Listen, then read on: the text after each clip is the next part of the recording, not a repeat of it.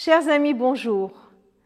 Notre vision à l'Église M est de pouvoir manifester la présence du Christ au travers de notre service, de notre enseignement et de notre témoignage. Comment le faire au travers de notre enseignement? Pour nous donner quelques pistes, je vous propose un texte qui se trouve dans l'Ancien Testament, dans le prophète Ésaïe, au chapitre 11, les 2 premiers versets. Un rameau sort du vieux tronc de Jessé, une nouvelle pousse sort de ses racines.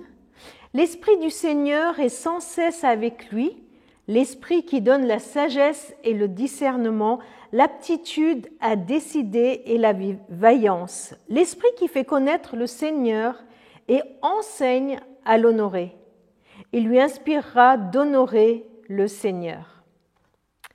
Voilà, il y a la promesse de l'arrivée d'un nouveau David, et ce sera le Messie, le Christ, qui viendra. C'est l'envoyé du Seigneur, l'envoyé de Dieu qui viendra sur cette terre pour enseigner.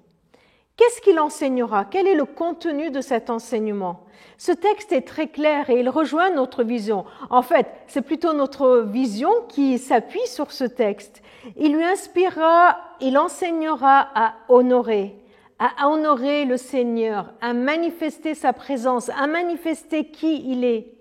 Le contenu de l'enseignement, le but de l'enseignement n'est pas un cumul de savoir, mais une direction à élever notre cœur à honorer Dieu, dire qui il est, dire ses mérites, dire ses qualités, dire sa gloire pour le respecter. Qui fera cet enseignement?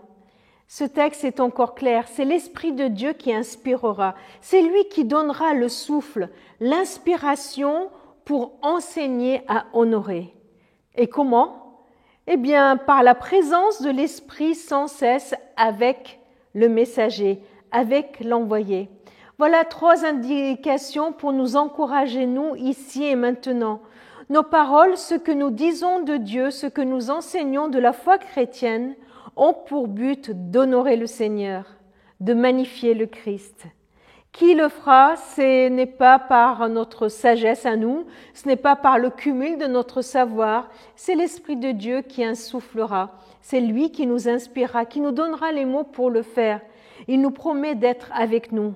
Depuis la Pentecôte, nous savons que c'est possible. Alors, cherchons sans cesse sa présence, cherchons à le suivre, cherchons à le laisser nous habiter pleinement pour que l'enseignement qui sort de notre bouche, ce que nous dirons de Dieu, soit là pour le glorifier, pour manifester sa présence au monde.